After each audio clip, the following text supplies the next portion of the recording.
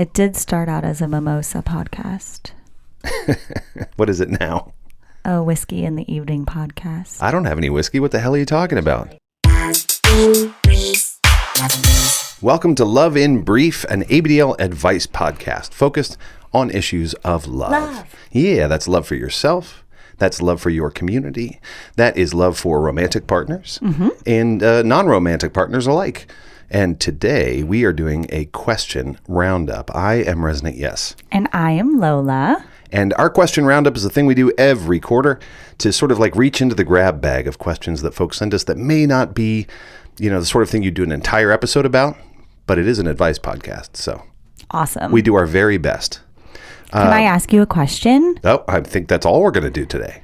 What is your favorite summer activity, diaper related or not? Oh, well, there's no way it's not diaper related. So I see.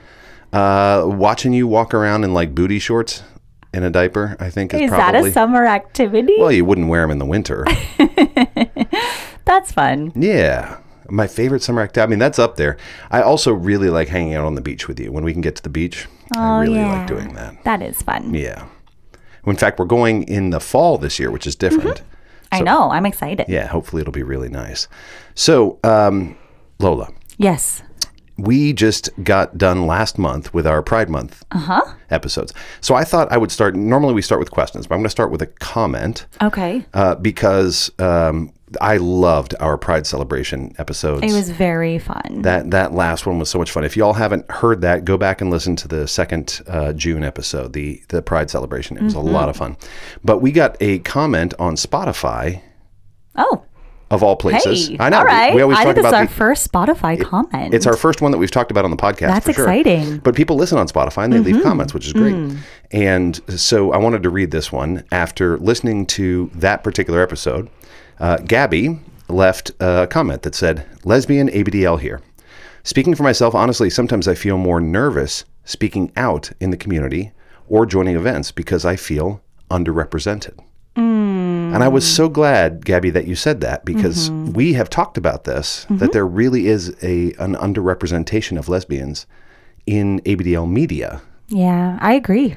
And it doesn't mean that they're not in the community, but you're not hearing a lot from or seeing a lot of representation from lesbian people in the ABDL community. So, Gabby, we hear you. We see you. We see you. Yeah. And I'm so glad you spoke up. Yeah. And I know that they're out there. I have met a number of lesbians in the community and have seen amazing folks and amazing relationships and super cool stuff, but we're not seeing it a ton. And so I think this is an important reminder for us as folks who make ABDL media that we can do even more to show and represent lesbian people and couples on our show. So just a reminder. And so if you're one of those folks and you want more representation, reach out. Oh, yes, please. Yeah. We would love to represent. Would love to highlight your story. Yeah. And also, I mean, I think that's a common story of like, I get it. If you don't see anyone that's like you, it makes you feel like, well, maybe I don't belong here, or maybe I'm not supposed to be here. I mean, I've had those feelings in this community as well. As a bisexual person?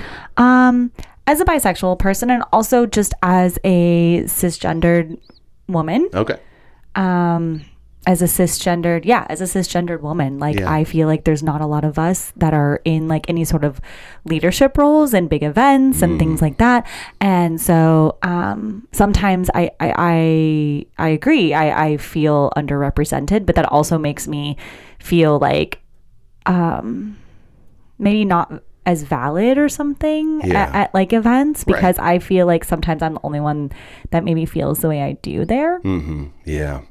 I mean, this is one of those things that I think step one that we tend to get stuck on is we do step one, which is, we want everybody, right? We welcome everybody. Well, that's great, but that's step one. Yeah. Step two is invitation and access, right? Like I not only would welcome, but I want your representation to happen. I want to enable that. And so I think one of the things that can happen is folks don't see anybody like themselves in one way or another. And so they don't necessarily make themselves known, which just ends up perpetuating the cycle. And what breaks it is when folks who are, for whatever reason, more represented say, hey, we want you. We want to highlight you. We want your representation.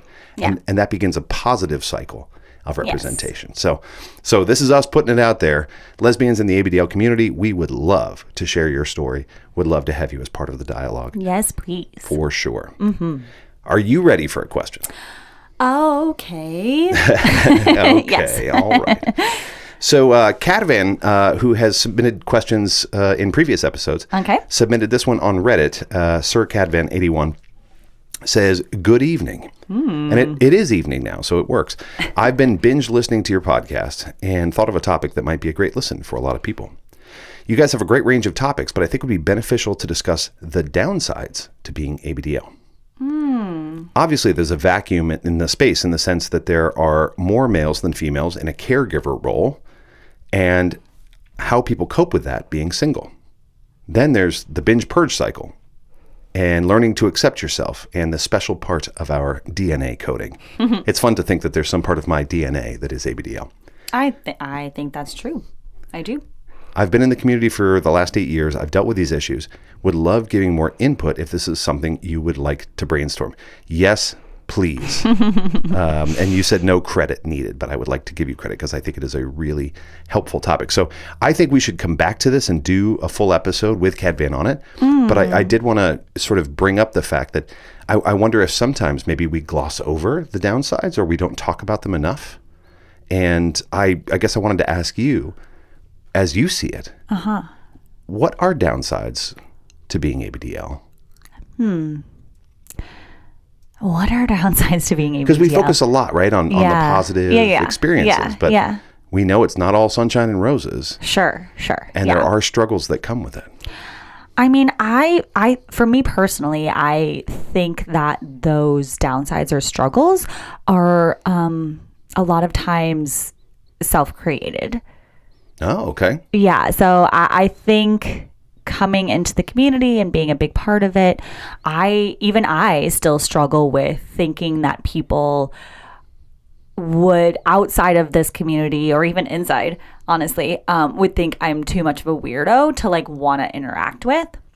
Or like I'm some sort of pariah, like they wouldn't know how to interact with me. And so it makes me sometimes scared that like I wouldn't have like genuine people around me that would love me if they knew about this ABDL side of myself. So people are sort of self-selecting out based on some assumptions about how they would be received. Right, exactly. Which I think some of it is self-created, within me and not necessarily the way that it would go. Yeah. So you've experienced these feelings. Yeah. Yeah. But like, it's hard because that being said, like, I also don't want everyone in my life to know about this. Right. I don't think they should. I don't think that everyone in people's life should know all about their kinks. Like that's like a special, cool part of you that you get to share with the people that you want to share with. Yeah. Right. But I think for me being 24/7, it's like maybe a little bit more just present and out there because because I'm always wearing a diaper, it is more likely that people might find out that are outside of this like ABDL community of mine. Does that make it on your mind more that you're sort of more cautious out in the world about this? Yes. Like even when people bring up something that's like diapers or pee or somehow related in like totally outside conversation, I sit there and I shut down and I'm just like making a face of I don't me. want to say anything. Because I feel like, oh my God, if I say anything, they're going to be like, oh, you're the one. Right. Yeah. Yeah, it's funny. I've had those moments that sort of crop up naturally in my life, both my work life, my personal life, where people like make diaper comments or talks about pee or whatever. And I shut down because I'm like, I don't, what if I say the one thing that unlocks, this. So that's sort of a downside, right? Because like you feel like you can't always be your full self, which like your full self doesn't mean talking about your kinks, but even just like being like present sometimes in conversation. And I think another downside of being 24/7 for me is that I do have to be really careful about what I wear, how I sit sometimes, things like that, like practical things. I just have to be more cognizant of. And I don't think it's hard necessarily or like a reason not to do it, but it is it could be considered a downside. Like I have to be more cognizant of just how I am out in the world than most people. Yeah, if you're wearing a diaper, like you're going to be sort of aware of that. We just had one of those moments 10 minutes ago. There was we're chatting with a friend outside of the house who was helping work on the house, and she was like, I better not stand up. Like, who knows what they might see. Yes. I do think the issue that Cadavan raised about sort of the male to female ratio in caregiving. I've said this to you privately. I'll say it here on the podcast. But yes, there absolutely seems to be, in the online community at least, a sort of gender disparity in terms of the male-female ratio overall and in caregiving. Sure. Yeah. But I'll also say that world is not necessarily representative. Right. Because when we show up to events, we often see almost a 50-50 mix. Yeah, I think even in the 5 years I've been going to events, I think every year there's more and more, women out there, I think. Yeah, and it's a little confusing because the question said male, female. I'll say men and women. Yeah. And, but we do see, and we see a lot of non-binary or gender fluid people as well. Yeah. But I do think that there are a number of reasons why women might not want to engage in the online community. Sure. Sometimes they do, and they just get spammed with all this nonsense. Yeah, I mean, that could be a downside of being, female presenting in this community is that I experienced this. Like, you get a lot of messages and a lot of attention, and I've always felt very grateful, and I try to be humble about that when interacting with people. But it's hard. I think it's hard to go through that, comb through all of that. Yeah, you get a lot of things in your and inbox. Even if it's not necessarily bad attention, it gets very overwhelming. Yeah, I can imagine. It's interesting, and maybe it's just the people I follow because of who I am, as a person, but I feel like CGs, I see way more mommy stuff. More caregivers who are mommies. I do. Yeah. And maybe that's just because that's who's making content. Yeah. Because that's what people generally want to see because there's more men in the community, right? I see. But my Tumblr, I'm trying to think of, I think there's one daddy that I follow and 5 mommies. Okay. So for me personally, this could be algorithm selected too, right? Correct. Yeah, correct. Yeah. It's always it's always subjective. Yeah, for sure. Yeah. I do think, and I've been teasing this other episode that we have not yet done that we need to do about toxic masculine ideas, toxic feminine ideas, and toxic gender. But I do think that there is sort of a bent toward saying to women, hey, you're supposed to be the little one, and saying to men, you're supposed to be the big or the daddy or whatever. Or saying to women, you are exclusively mommy, that's your thing. Right. And as a switch, I'm like, porque no los dos? Why can't we all? No los dos. Yeah, why can't we all play in a space where I agree. It's okay? Your gender does not have to determine what your role is. Yeah. But that's a big part of sort of gender toxicity. That is a bigger issue. Well, and for me, I don't identify as mommy or baby. Only mama to you, to one, but that is not anywhere in my social media online presence, and I am not baby. And it's funny because 85% of the messages I get are either hey baby or hey mommy, and I'm I am neither. I am neither, especially to you. Yeah, exactly. I do. I look forward to a day, and I really hope that there is a day coming where we are able to detach gender from role. Yeah. When it comes to caregivers and littles and I don't frankly think we're most there things yet, but I do think it's trending that way. I do. Yeah, and this is one place where the LGBTQ world has been making all of our worlds better by helping us to think about those roles and helping us to question those roles. And particularly the trans community has been for me really, really helpful in saying, hey, let's question your perception of gender and sex and sexual behavior and what roles people fill. That has been really, really good for me. And I hope that continues in our community as well. I agree. What are your thoughts on the binge purge cycle as do you think that's inherently a downside of being ABDL? I think it is a hazard. So yeah, kind of, but inherently implies that it has to keep happening. Right. I think it's a hazard. I think it's a very real hazard that most folks, especially those like me with like a factory installed ABDL kink, will have gone through a number of times. Why? Why do we go through it? Yeah. Why do most people go through it, do you think? I think the sort of shame that is inherent if you don't have outside voices and influences like this podcast and a community and other communities in your life, if you don't have that, then the assumption is that you're broken and bad and weird. And so you tend to reject. You indulge, reject, right? Do you think that shame stems from potty training when you're a child? Oh, for sure. It starts because there. It's not like the outside world is even, most people aren't even aware of adults wearing diapers. So it's not like there's shame coming at you from like the outside world necessarily as an adult, right? Yeah. Where does that shame come from? Well, I think it's twofold. One is, you're raised to believe that diapers are for babies and that you should be out of them as soon as possible, right? Yeah. And there is a lot of shame that comes with that. And some parents don't intend to invoke that shame with their kids, but don't you want to be a big boy? Like that's not you being a jerk. It's you saying, hey, I have like this reason for you to do it, or don't you want to be a big girl? So I think there is some shame there.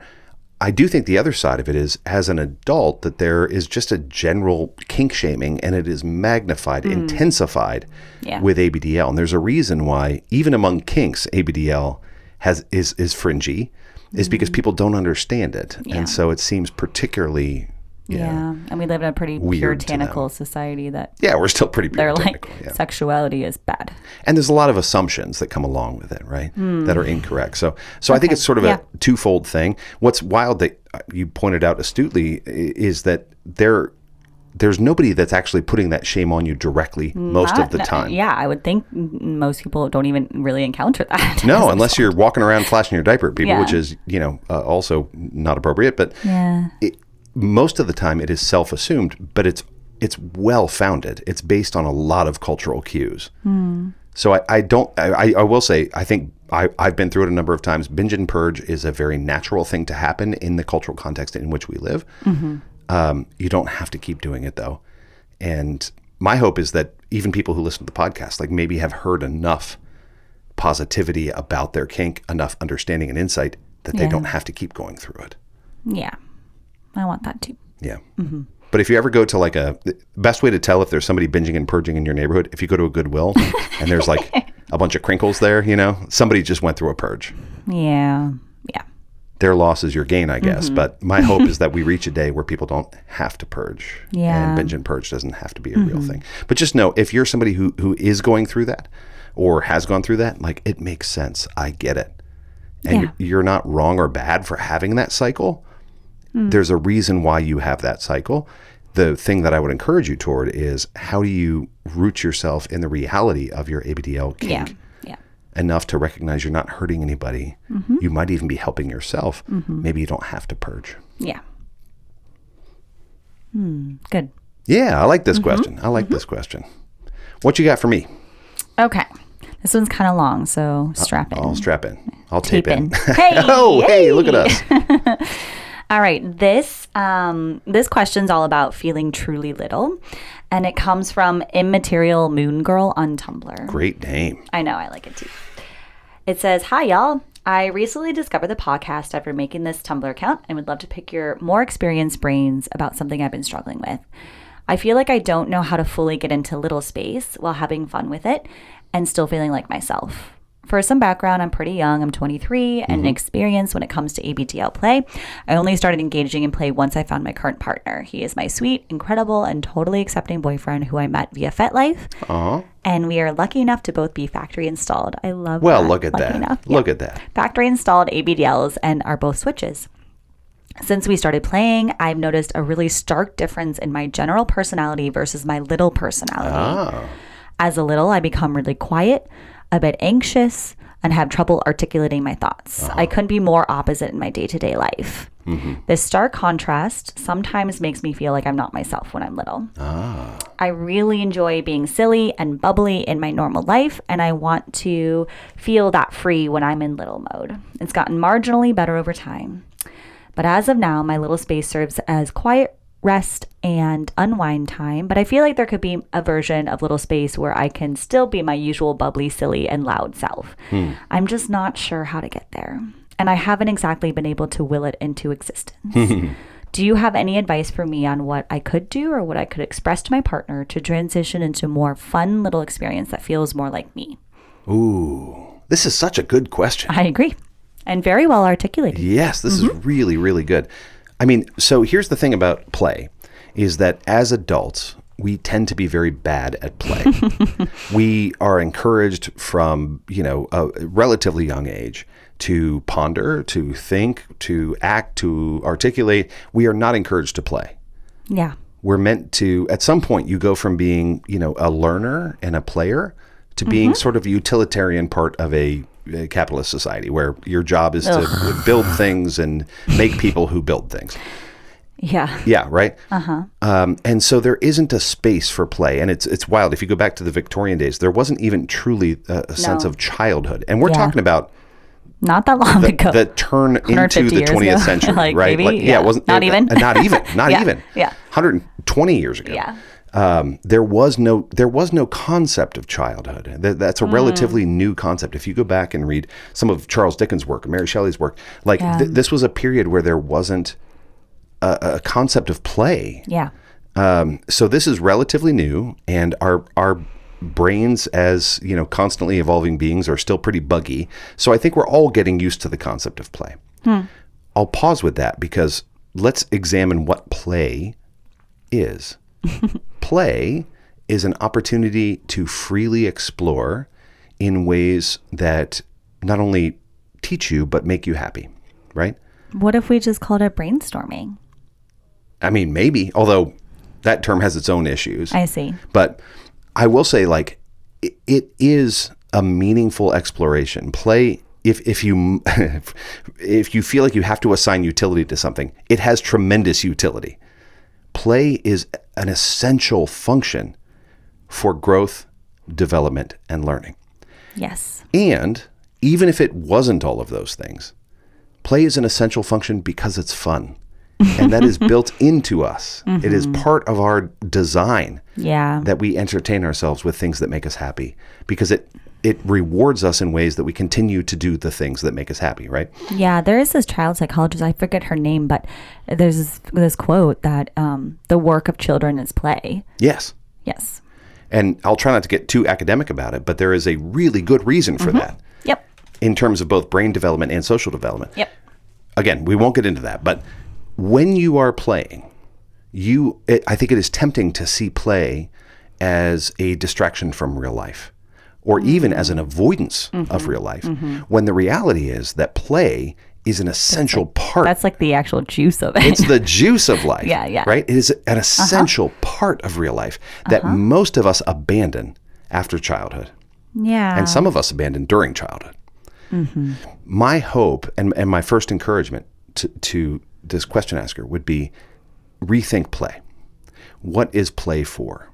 Play is not useless time. It is not leisure. It is not spent sort of just winnowing the hours away. Play is part of you deconstructing and reconstructing your understanding of the world. And it is really important. And so when you're in a space of play, which it sounds like you do delineate between play and sort of the rest of real life, which is helpful. When you're in a space of play, honor that space, love that space, and recognize that in that space of play, the person that you are creating, embracing, trying on, especially in your 20s, holy shit, all you do in your 20s is try on identities, right? That's the point of your 20s. Yep. When you're in that space of play, the person that you give yourself to, like the character that you embody, is a really meaningful departure from the other character that you play. And that character can teach you so much. So I'm not saying, hey, don't be anxious. Like, you're going to be anxious. Of course you are. It's a departure. It's something new and different and scary. I get that. Yeah. And so if you find yourself anxious, it's okay to recognize that and go, hey, I see you, anxious person. But like what you're doing, the thing you are trying on is essential to developing the person that you're becoming. I think it's really interesting that you use the word character. Because maybe that's one way in. If you're thinking of it more as a character instead of like, how am I myself little, you know? Oh, I see. Maybe that could be a helpful way in, is to do a little bit more role play and just like kind of try something on and see how it feels. Right? Yeah. I think like, you know, what if I am, you know, I forget her name. What's her name? Angelica from Rugrats today. And I try on my bratty side while I'm playing. You know, maybe it's going to feel silly. Yeah. But if you tell yourself, I am trying on a character, maybe that will take kind of that like scary anxiety of like, I have to be this thing. You're just taking on. I have to be thoroughly my little self. Right. You're just taking on this character and trying her on. And then tomorrow, let's try a different character. Yeah. And maybe in that way of play, you can find something that feels, you know, truer to you. Yeah. I don't know. I love that. I mean, we spend the entirety of our 20s trying on things and most of our 30s and a giant chunk of our 40s through 90s, right? Yeah. Like we are constantly trying on things. And play is a wonderful, safe environment to try things on. Yeah. And so if you find yourself anxious, it's okay to look at that anxious person and go, I get it. You're trying something new. Yeah. But the sort of big energy, positive person that you are outside of play, you can try that on too. Try being that. See what happens. But if it doesn't feel right, that's okay too. I wonder if you even created your own play date for yourself and then give that to your partner. Say more. If that would be helpful. Like, I wonder if you take, you know, this person describes themselves as being, you know, kind of authoritative in their day-to-day life. So take that authority that you're more comfortable with, right? That feels like yourself, as you said, and literally write out a play date for yourself. You know, I want to little itinerary. I want to have a bath time. And then while I'm in my bath time, I want my partner to pick out an outfit for me. Yeah. And then I will come out and I will put on that outfit. Yeah. And then I want to eat dino nuggies in front of the television. Yeah. And then I want to make a Lego castle with you together. Yeah. And then after that, I want to curl up in your arms and read this specific story. Yeah. I wonder if you take more of an authoritative action in the play. Involving the authoritative part of yourself. Correct. In the play. Yeah. And then I wonder if that would help you, first of all, find what you really like in little space and also help tell your partner, you know, I wonder if the anxiety comes from like, well, I want my partner to get it right, but I don't even know what's right. And, you know what I mean? I don't know. Or I want to do it right. I want to be little correctly. Exactly. And there is no little correctly. I've had that exact You've had experience. those feelings. Yeah. I really dig that. I will also say, like, initially when you started reading the question, I thought, oh, okay, how do I help this person sort of love their little self? But the question suggested to me that it's not that they don't love their little self. It's that they don't feel fully immersed in the experience. Yeah, they don't feel like themselves. Yeah. And I think one of the things that play does for us is it allows us to be somebody else for a little bit. Yeah. And to try on this other identity. So if you don't feel fully like yourself, what that might be is all of those years of social programming saying you're supposed to be authoritative, you're supposed to be positive, you're supposed to be bubbly.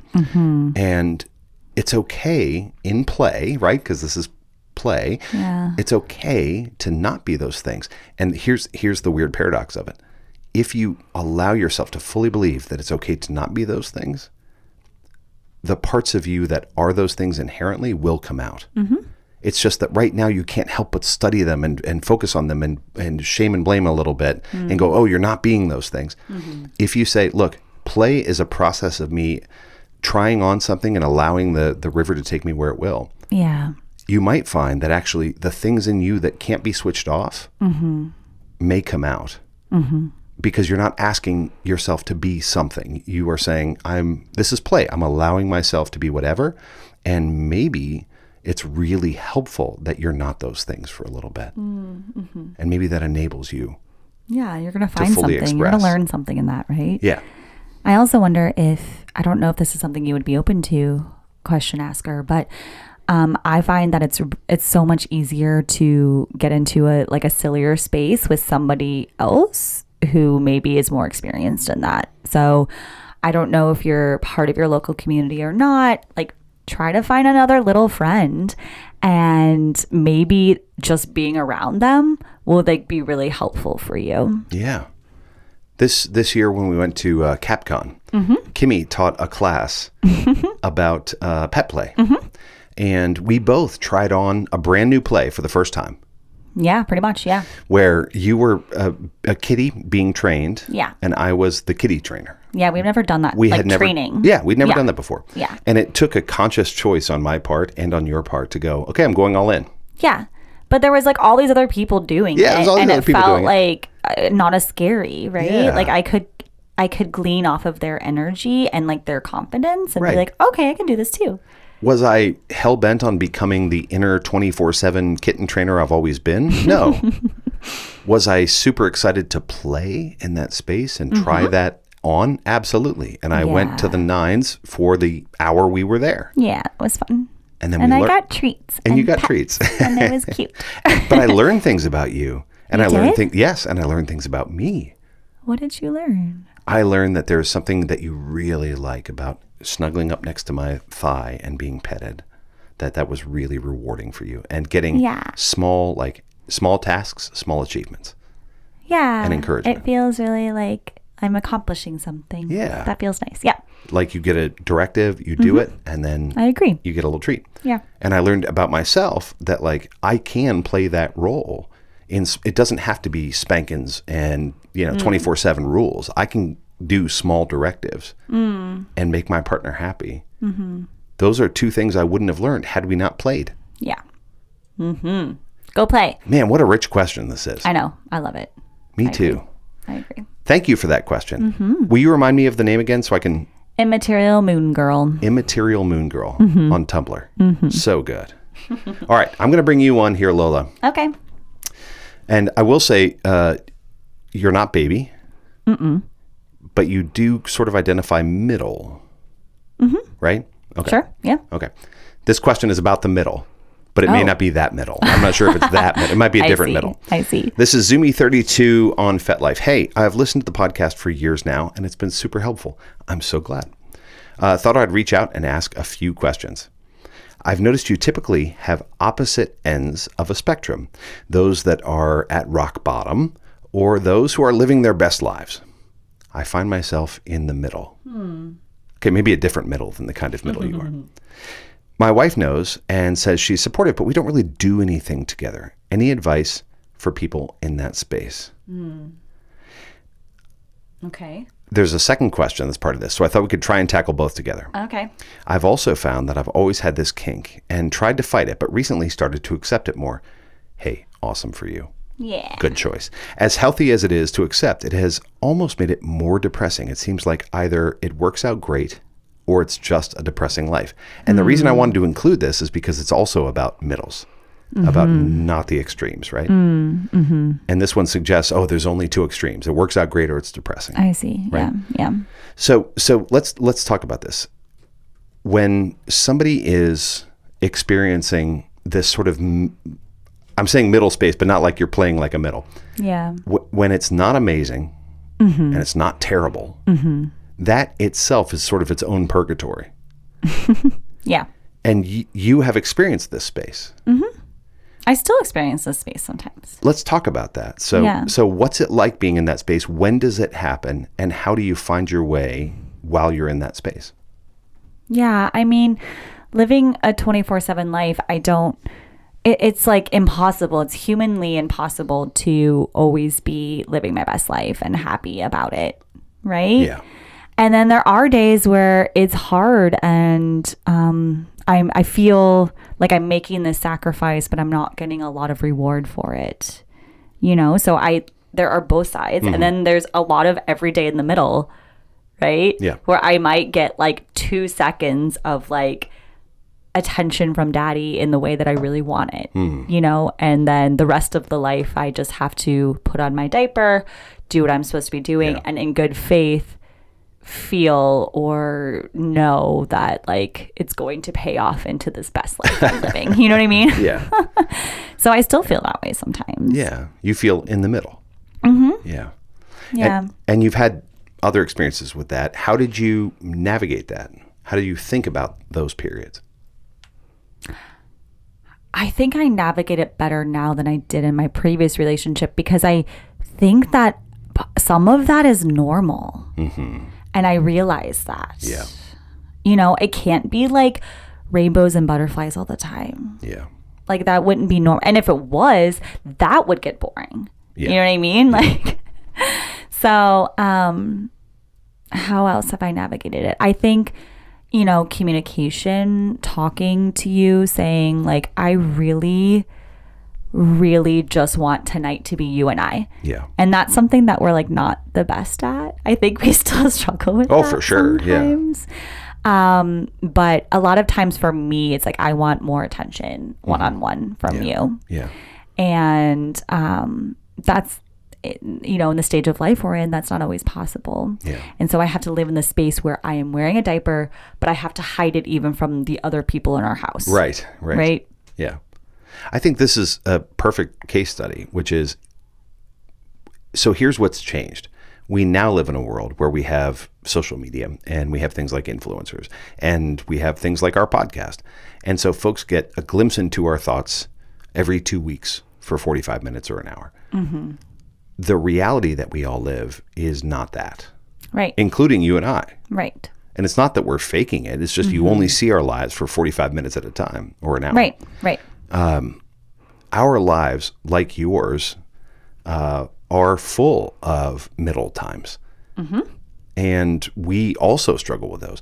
I think the concept of living your best life is a bit of it's been a bit ruined. Because living your best life does not mean living awesome all the time. Right. Living your best life means trying every day to do as well as you can. And which to find some little joy. Sometimes it's giant joy. Yeah. Sometimes it's little joy. Sometimes you have these amazing, like today was one for me. I was saying earlier to her, like, I love today. We woke up late. We laid naked in bed for hours. We watched the last episode of our favorite show right now. Mm-hmm. And it was perfect. Like if this were heaven, this is exactly what it would look like. And today doesn't happen most days. Right. And what's funny is, to me, that's not my perfect ideal day. But it is for you. Yeah, right. So worked out great for me. Yeah. But like living our best life, living your best life doesn't mean living perfectly and living happy all the time. Right. Living your best life means trying, again, your best. Yes. To live the way that you want to. And a lot of times that means a lot of days that are only kind of okay or really shitty. Mm-hmm. And then later some really good days happen. So I think the main thing I'm excited about with this question, so yes, you're 24/7, and I think that's perfect. Like how you introduced your answer to this question is perfect, because even if you have what is quote unquote the ideal diaper life, you live 24/7 in a collared relationship with your dom, totally in love. We still don't live quote unquote our best life the way that influencers would, right. The way the internet would have you think about your best life. Right. Because it's not possible, nor even ideal. I mean, I think I've changed my definition of living my best life. I think I am living my best life because to me now, that means trying my best to love each other the best we can every day. And some days that's takes more energy than not, and some days it means you get your best day and I don't, and I get my best day and you don't. Right. And some days, your kiddo gets their best day. Right. And we don't. Some days our jobs get their best day. Correct. And we all suffer. Exactly. Right. Exactly.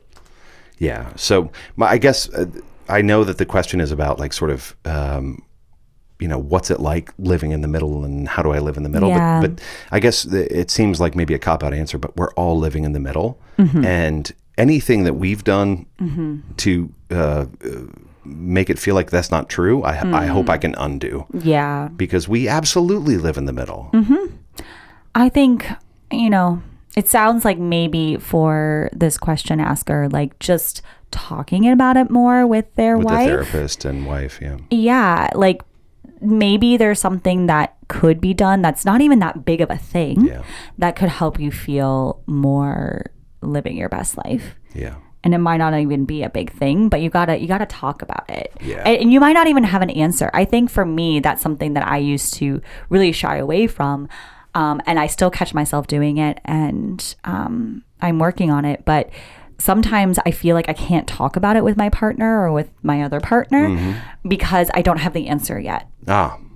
That's not true. Like you can't talk about the problem because you don't have a solution. Right. Like, but that's, is that the whole point of coming to talk to you about it? Maybe. Is to like come up with a solution together. Yeah. Or even just like, maybe your wife doesn't know that you're feeling lacking in something. Yeah. And just letting her know maybe that even the understanding will help you feel better. Yeah. Whether there's a solution or not. Yeah. Yeah.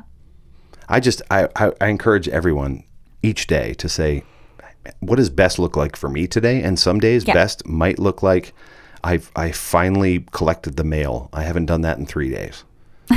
And for whatever reason, that's my best today. Great. Yeah. But living your best life does not mean living awesome every second. It can't. Yeah. Yeah. And I think most of us live a middle life. And then what really matters is like the relationships and communication we have with those that we love the most. Yeah. To make those other times better. Is there anything more profoundly human than just trying our best and failing and trying again? Like that feels like the absolute best we can do, and I'm here for it. Yeah.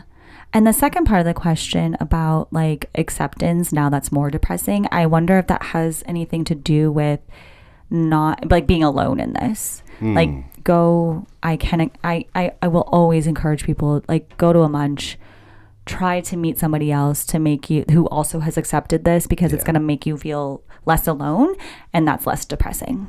I see. I was reading acceptance as complacency a little bit. Like I have to accept that I'm never going to be happy. I have to accept that my wife is never going to be into this. Acceptance means that's not what I giving was up. reading. Oh, which I don't know if I'm reading that right. I might be reading it entirely wrong. But I thought they were saying I totally accept this part of myself now, but I'm still depressed. Why? Okay. Yeah. Yeah. Either or both could be true. I was reading it as like I have to accept where I am. Right? Like in order to feel okay. I do think that there are two truths there that are both true and competing.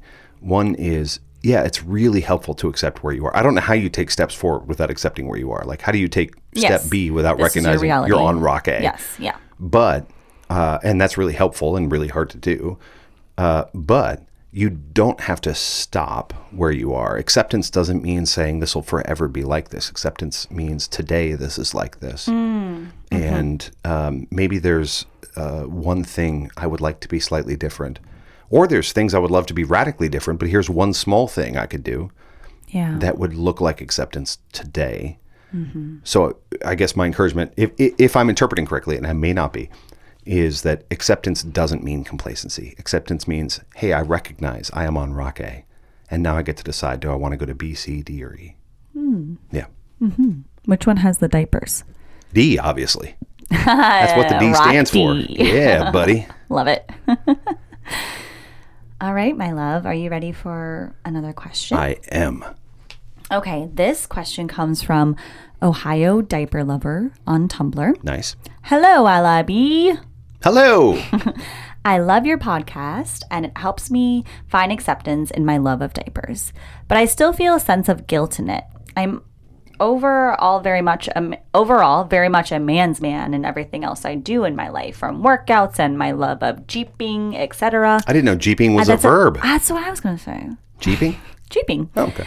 And feel that this love of diapers is wrong of me. I guess I haven't found 100% acceptance. Is that a normal feeling? Oh. Yes. This could be our shortest question ever, but yes. That is a extremely normal feeling. Have you had this feeling? I mean, I would describe you in whatever society depicts as a man's man. Yeah, I mean, I don't want to pretend like there's not societal norms. I am absolutely a man's man. Like that is how, if the world looked at me and what I do and what I look like and how I spend my time. Yeah. Absolutely. Man's man. Yeah. So have you found that it's hard to then accept this part of yourself. Have you experienced that? Oh, hell yeah. Yeah, because it's like a desperate it's totally disparate. Yeah. Yeah. I mean, shoot, they're still to this day. Now, I've been doing an ABDL podcast about self-acceptance for how many years? 8 years? Yeah. Something? 150 plus episodes. Yeah. And still to this day, there are some days where if I'm wearing a diaper, I don't want to do it. I don't want to put it on in the bathroom because that's where the mirror is. Oh, you see what I mean? Yeah. But those days, but here's the good news. Those days are increasingly rare. Right? And they have been increasingly rare for 10 years plus. Do you 15 years plus. Do you think the answer is just like more depictions of that so people can see themselves in that? No. Well, I mean, maybe. I don't know. That might be part of it. But I think the thing to recognize, and I will say this to Ohio Diaper Lover as well, the thing to recognize is that acceptance is not a binary state, nor is it a permanent state. Yeah. Acceptance is a daily process you will go through for the rest of your life. There are relatively few days now, very few, where I don't love myself in a diaper, right? Where I don't even, it's even better than myself not in a diaper. Like that I'm like, that person looks awesome right now. I love this person. Yeah. Or little space, which is even a step beyond in a diaper for me, right? Yeah. Little space, where I don't love myself in little space. Those days are fewer and far between. But it is still a process. And so is it normal? 1,000%. And you just keep working at it.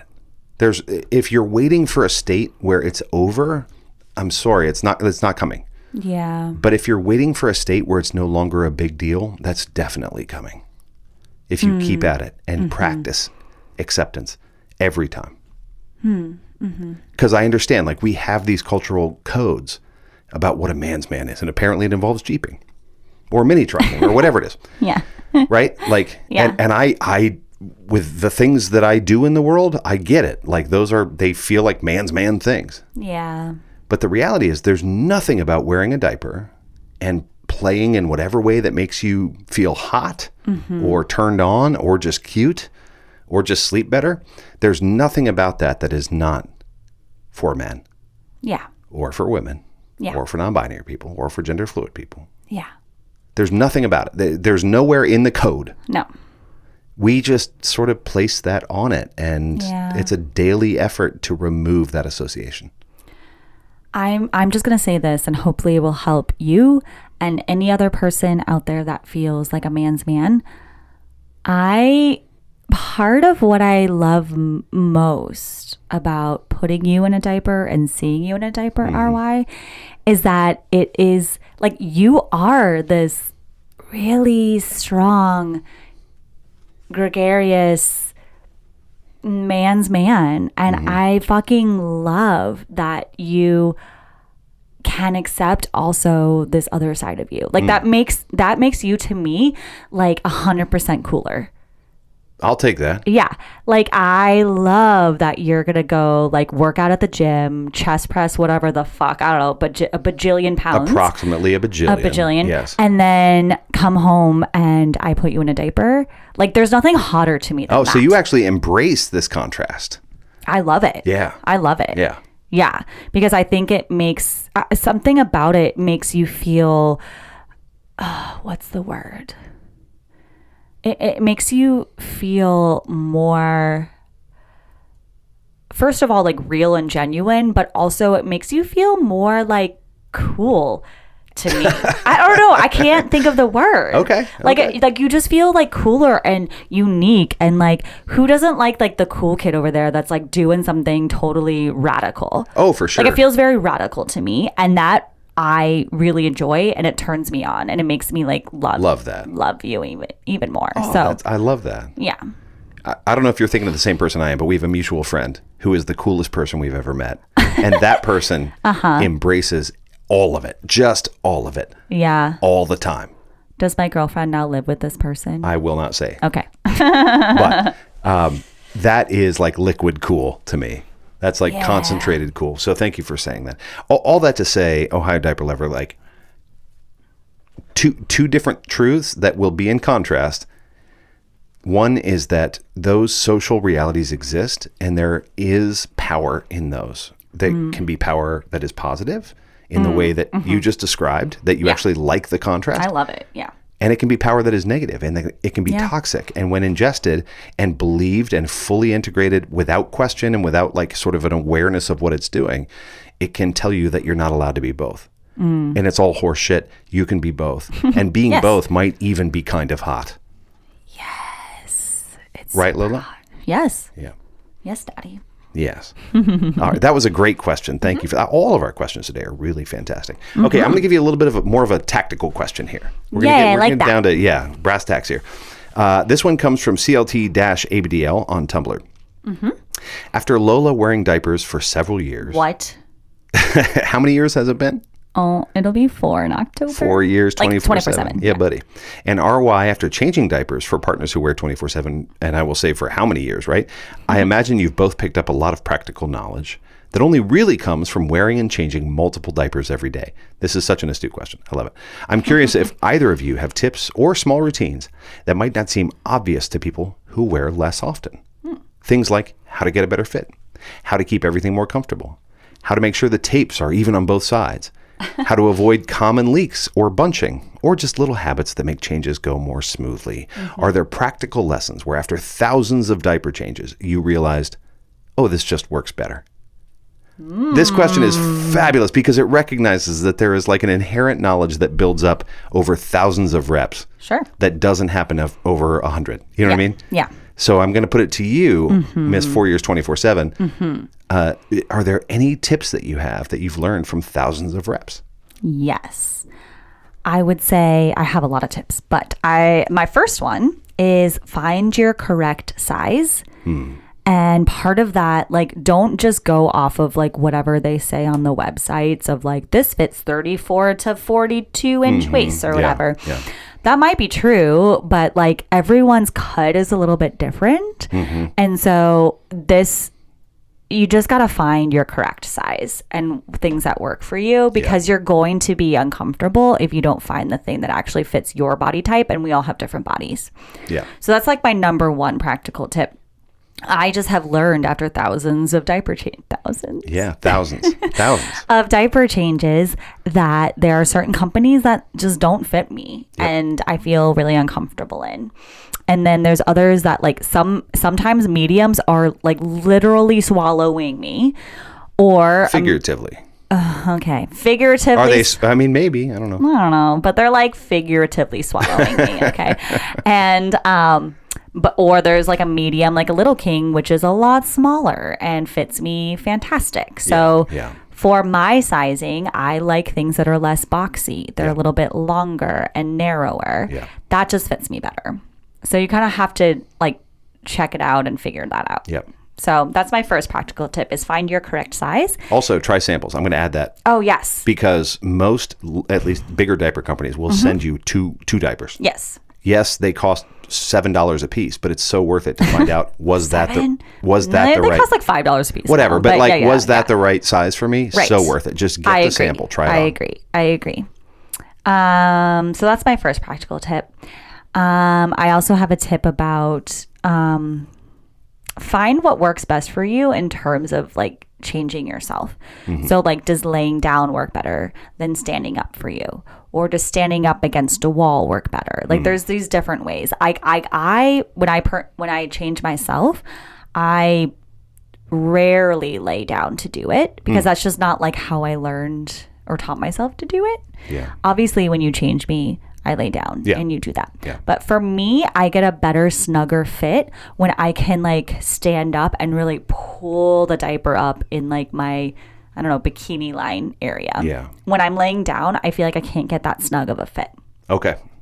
That's really interesting because I think most people would see laying down as the gold standard. Right. But and most people do that. And I don't think that's like incorrect. Yeah, that's fine. But like I would say try both.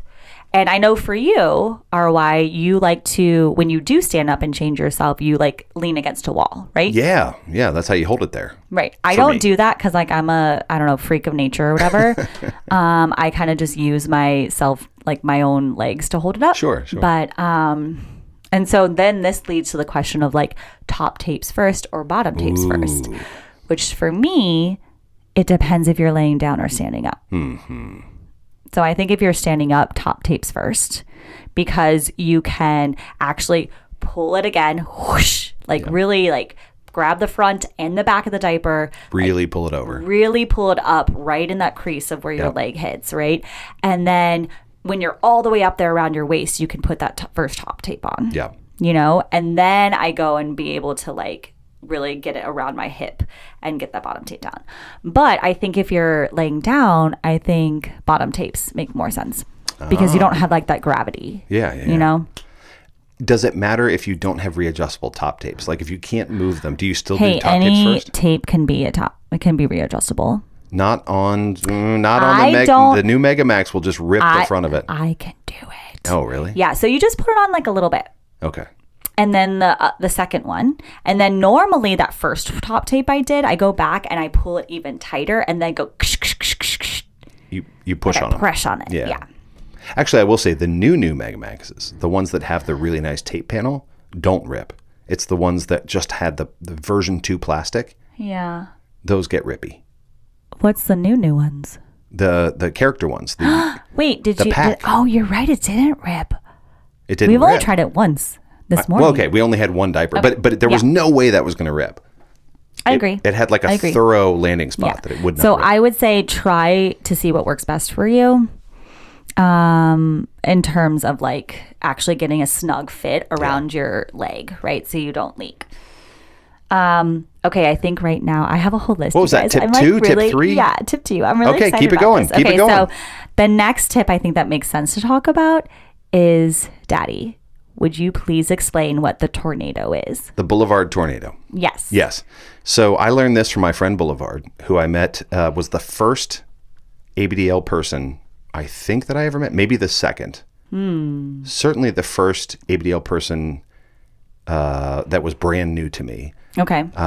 Like you met in real life. We met. I told the story way back when. I believe I made a post about it on FetLife the next day called, the post is called on Martians and Quesadillas. I remember that. So if you want to read that story, go read it. But Boulevard is a brilliant human being who taught me to, when you have somebody lay down on a diaper, right? Their butt's holding it in place because gravity, and you pull it up between their legs. Before you go and tape it, you torsion it. You twist it all the way, like 90 degrees right, so that it's basically perpendicular to the person. Yep. And then 180 degrees back, so now it's perpendicular the other direction. Right, because you're getting up in the leg crease.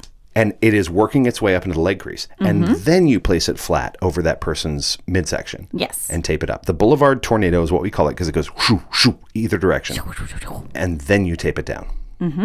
Honor and respect to Boulevard. I wish I could say I invented this technique. I did not, but I learned it from Boulevard, and I absolutely love it. Yes. Perfect. Thank you. And I think Boulevard's still on FetLife if you want to write to them and say, way to go. That'd be awesome. I got to meet them once for like 5 minutes. So cool. And they were cool. So cool. All right, let's talk a little bit about traveling tips. So I think my best traveling tip is when I travel, or I guess I should say even like just go out of the house, I like to put whatever diaper that I'm taking with me, or two. Usually I have like two in there, like a thicker one and a thinner one. Yeah. And I also recently have always started putting a pull-up in as well, because you never know, like once in a while it's like, oh God, I just got to go to pull-up mode. For sure. So I like to have one in my travel bag. That's just good. In case, because pull-ups are like my underwear. So maybe for you might want to have like a pair of boxers or underwear in there, because you never know what happens when you're out, like, oh fuck, I really got to like be discreet or whatever. But whatever diaper you decide to take with you, I like to put in, we like the North Shore, I think they're called like discreet shield bags or whatever their bags the blue are. ones. Yeah. I put that diaper, like unused, right? That unused diaper into the bag. Amen. And then I put that bag into my diaper bag or book bag. Here's good practice, friends. If you're going to put a diaper in your travel bag, put it in a disposal bag. Yes. Because you're going to need it either for that diaper or the one that preceded it. Correct. Oh, and then also, if you go to like an amusement park or somewhere where they're looking in your bag, they're not going to just open it and immediately see a diaper. They're going to see this blue bag, right? So that's why I like it for a couple of reasons. And then when I go to change, I take that whole thing out. And sometimes if like we're together and I'm the only one that has the bag and you need to change, I will just hand you that blue bag because nobody knows what that is. You walk into the restroom, you already have your thing there to dispose the one you're wearing. Right. Put it in there, take the new one out first, then put the old one in there. Right. So that's one of my favorite traveling tips. I love that. Yeah. If you're packing a diaper bag, it's assumed that you're changing while out. Otherwise, why would you have a diaper bag? Just put every single one inside of a disposal bag. Something opaque or at least translucent that you could feel good about putting in a public trash can where people theoretically could see it or smell it. And you're going to need that bag. Yes. I also use BOS bags, they're called. You can get them on Amazon. Those work as well. Yep. And then just some tips about being discreet in public. I am lucky. I am a woman. I can wear skirts. I can wear dresses. That's really works for me. But other ways to be discreet for everyone out there, like just buy a size up. Like I've been starting to buy a size up in jeans because I know it's going to fit my diaper. Yep. And I can feel more confident about it. Also, even if you're wearing pants, I have a few like biker shorts, like really tight shorts that I like to wear. It helps, first of all, with sagging, and it also helps with a little bit of the crinkle noise, like with whatever you're wearing underneath. Yep. It's good for discretion, bad for compression. So you might have a little bit less capacity in that diaper. That's true. But, yeah. And I'm going to thank R&T for this one of the like have a grocery bag like in your pocket if you are really worried about crinkles. Oh, nice. Yeah. Like now you have an explanation. Thank you, R&T. Yeah, thanks, R&T. Yeah. You have a whole organized list. This is amazing. Okay. I'm really last one. You got to be confident. Like, again, R&T once said, no one's listening to the sound of your pants. Yes, nobody's listening to the sound of your pants. So just be confident in that. Yeah. It's true. Look, I have been in hundreds of public situations with a person who is diapered or diapered myself or both. Nobody's listening for that. No. And unless the bulge is so big, or the waistband is so obvious, or you decide to go tank top with a giant diaper, don't do that. Nobody cares. Nobody's looking. I agree. Yeah. And if you do want to wear a crop top, like I love to wear, just like fold your waistband down into the diaper when you get changed. Just like fold it down in there. We just did this yesterday. Worked out great. Yeah. Yeah. Exactly. I will never say flaunt it. Like, don't bring other people into your kink experience. Gosh, no. But nobody's looking for it. Just be reasonably discreet. And nobody's going to think, I wonder which adults in this room are wearing an adult diaper. No one. You know what I mean? Like, most people don't remember what you said to them, much less what was. They don't even know what color your shirt is. Right. I couldn't tell you. Yeah. Yeah. Man, I don't have a whole list, but that's really good. Do you have anything to add? Powder is your friend. Of course. You go more liberal with, like, people think powder is a nice to have because it smells good. No. I every single diaper change. Every single diaper change. Yeah. And don't be afraid to go generous, especially in the summer. It will help with chafing. It will help with moisture. It will help stop that kind of gross swamp ass feeling. That would be one. Another would be it's okay to move. So I was nervous to use the backup tapes when I first started. Oh, of like medical dips? Yep. Yeah. But the backup tapes are sometimes even more adherent than the regular tapes. And so if you need to move to a backup tape because something's starting to feel wonky, just go for it. Yeah. I guess the last would be do activate the diaper. And I'm putting activate in quotes. It's sort of a marketing term that has been used. But when you take a diaper out to put it on, open it up, twist it back and forth, sort of like the Boulevard Tornado, but just the diaper in your hands. Grab those leg gathers when they're produced by machines can get sticky. Yeah. And the leg gathers will stick to the inside of the diaper. So just with your finger, just run along the leg gather. It'll pop up. Yep. And then give a little bit of a fluff before you put it on yourself or somebody else. The absorbency goes through the roof. I mean, it changes the game. I also like to do like a little bit of a hot dog bun fold after I fluff right it. Down the middle. Yep. Right down the middle to kind of fold it in half like a hot dog bun because that makes it like body shaped more. Yep. Yeah. I completely agree. Also, if you're worried about smell, Drink more, not less. Yes. So it's tempting to be like, I'm worried about people smelling my pee, so I'm going to try and pee as little as possible, which is the worst possible thing. Drink more water. Your pee will smell less intense, and you are more likely to change a wet diaper when it's more full. Yes. So drink more water rather than less if you're worried about smell. Yeah. Yeah. And if you're really worried about leaks, just get some boosters. Boosters are great. Just put a booster in there. Yep. Yeah. Agreed. Man, that was a great rundown. We got to make this into a whole episode. What the hell were we thinking? I know. All right. I like it. All right. Do you have one more for me? I do. This one's really interesting. I also am going to put out there that this is very old. I went way up in the question list. This person mentioned R&T. So that's how old this question is. Okay, good. This is an anonymous question I saw. Is it anonymous? Yep. Okay. So I wanted to broach a subject and get your thoughts. Are you ready? I'm ready. I'm a parent. And as our offspring get older, our ability to enjoy what we do and how we do it changes. How do you go about protecting yourself and protecting them as they age from the possibility of their peers finding out about what their parents do? Oh. Would you ever consider leaving the community to protect them from such a possibility? I don't want, an 18-year-old senior at our child's high school finding out about us and running their mouth that they've seen us at an event, etc. Gosh, yeah. I admit that the possibility is low, but it's still a possibility. What do we do? Do we remove all media and so forth? Do we do the nuclear option and just leave the community but maintain friendships? Or do we pull back at our online presence? I really don't want to leave. I don't want to pull back, but it's such an amazing feeling to be here. But I don't know what to do as our children get older and this risk gets higher. Oh, this is such a deep question. I mean, is it deep? I don't know. It's important. I'll say that. Yeah. This, I know we pulled it from the bottom of the grab bag, so their kid is probably 35 now. My apologies. But yeah, so this is something I have had to contend with. And if you are a parent, you as an ABDL person might contend with this sort of at every stage. I have, which is like when your child is 4. How much can they understand or know? When your child is 8, how much can they understand? Yeah. So you kind of have to change as the child evolves and grows. I do think that it's a frightening prospect. Right. Because, online, yeah, for sure. And we do live in an era, and we'll continue to live in an era, where it's not just about your kid. As the question asker noted, it's about their peers too. If one of their peers were to find out and they became, so you're not just worried that your kid's going to find out. We've addressed that in other episodes. But what if one of their peers finds out?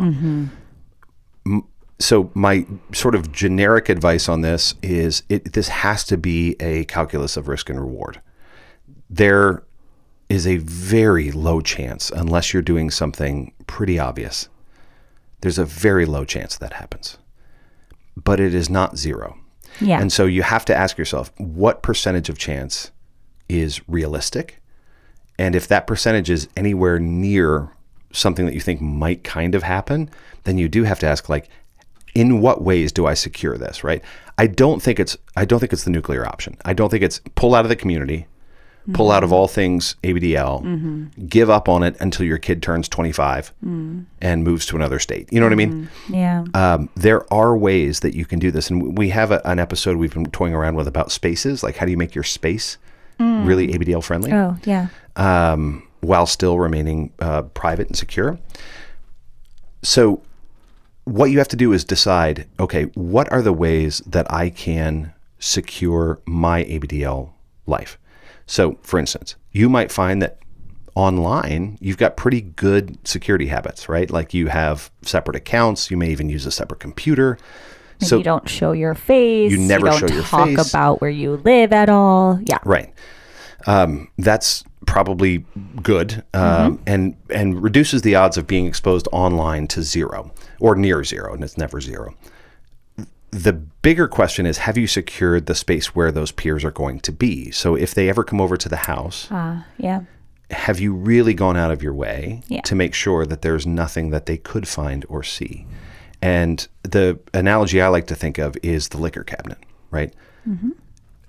I don't know about anybody else listening to this podcast, but I certainly went in search of the liquor cabinet as a kid, like as a high schooler. And my dad made it really easy. He didn't mean to, but he made it really easy for me. If you don't want your kids in the liquor cabinet, what do? You put it behind lock and key, and then you hide that key, and you don't show them where the key is, and you don't use the key in front of them. Yeah. Because then they know there's a key, and they know that you know where it is. So instead, you secure the key, you secure the cabinet, and you don't leave things out, right? So treat it like the liquor cabinet if you're worried that your kid would break into the liquor cabinet. We have a closet that has a lock on it. The key to that lock is hidden. And there's no reason why the kid would go looking for the key. And even if they went looking for the key, they probably would never find it. Yeah. We're really choiceful about that.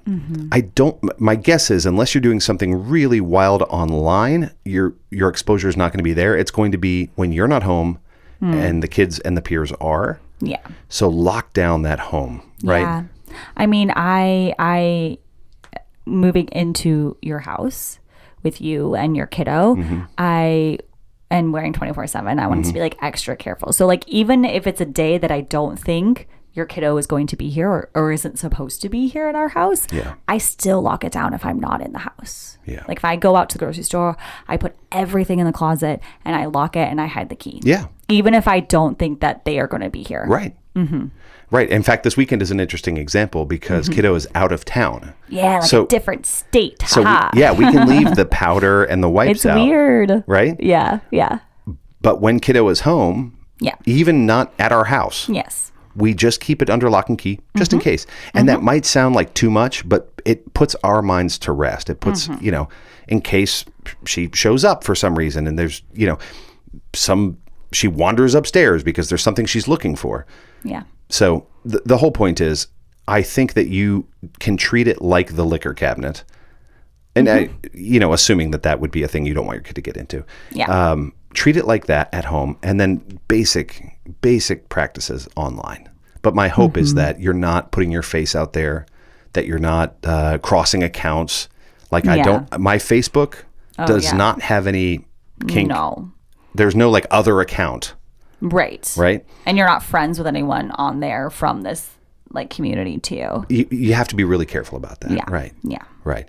And there's no guarantee. So if for you, if the bottom line is, if my child or any of my child's peers ever found out for any reason, it would be an end game scenario, then don't do it. Just don't do it. But my hope is that you are able to weigh the likelihood versus the reward. Yeah. What do you think? Yeah, I'm just curious, like, what if kiddo did figure it out? So this is a different scenario. So the question was about peers. Yeah. I have reconciled, and I've thought about the conversation that we will have if indeed all of these measures fail. Yeah. And somehow kiddo found out. Yeah. I have already practiced essentially the conversation we're going to have about kink and sexual positivity, which I have already raised them with. Yeah. And about how kink may look like one thing from the outside, but here's what it actually can feel like to the person and why, you know what I mean? Like, especially ABDL, it can look like one thing that it is not. I've already practiced that. And I already believe, knowing my child as well as I do, that she will receive that. Yeah. I already believe that. Yeah. So even worst case scenario, I have weighed risk and reward is not the worst thing. Now peers, that's different. Yeah. But I don't think there's a reasonable way for peers to find out. Yeah, I agree. Yeah. Good. Well, we have covered a lot of ground here today. I know, there's a lot. Holy macaroni. Yeah, we talked a lot, but we did. Some good questions. This is why I stopped saying a brief ABDL advice podcast. We're at an hour 15. But I love these questions. Y'all are amazing about asking really good questions, both things that are more sort of tactical day to day and things that go really deep. So thank you for that. Please continue to send them. You can send them to loveandbrief@gmail.com. You can send them to our Love and Brief Instagram account is a great way to do it. Also, Resonant Yes on most of the socials. That would be Tumblr, Instagram, and FetLife. You can send them to Lola. Lola and then some on FetLife, or Lola and then some on Tumblr. The last O is a 0. Yep, but only on Tumblr. On Tumblr. Yep. We would love to hear from you. Please keep sending us questions, because this is how we do the question roundup, is we just wait until we have 6 really great questions, and then once a quarter we do it. So it's been such a pleasure. Lola, any other thoughts before we close up? No, I just want to say, like, we love you. We see all of you out there, and you are special and unique and worthy of diapers and play and love, just as you are. I love that. And I totally agree. Thank you, friends. We are so grateful for you. This has been another question roundup on Love in Brief.